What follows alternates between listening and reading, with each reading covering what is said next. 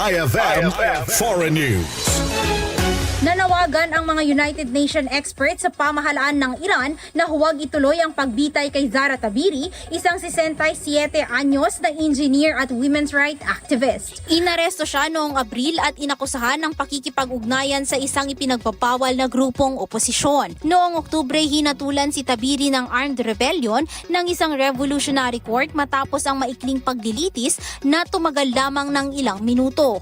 Ayon sa kanyang pamilya, ibinatay ang hatol sa limitado at questionableng ebidensya habang nananatiling tahimik ang mga otoridad ng Iran sa usapin. Ayon sa mga UN Human Rights Council Special Rapporteurs on Human Rights in Iran, violence against women and arbitrary execution nilabag ang karapatan ni Tabiri sa wastong proseso ng batas, kabilang ang pag-aresto ng walang warrant, pagkakait ng sariling abogado at agarang pagpapataw ng sentensyang kamatayan. Giit nila ang ganitong mga paglabag ay salungat sa international na batas sa karapatang pantao. Samantala, lumagda rin sa isang public appeal ang mahigit 400 prominent women, kabilang ang Nobel laureates, dating mga presidente ng Switzerland at Ecuador at dating Prime Minister ng Finland, Peru, Poland at Ukraine upang hilingin ang agarang pagpapalaya kay Tabiri. Ayon sa mga human rights group, patuloy na nangunguna ang Iran sa bilang ng pagbitay sa kababaihan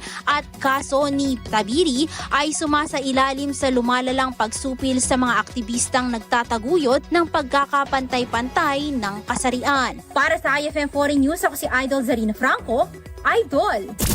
IFM News.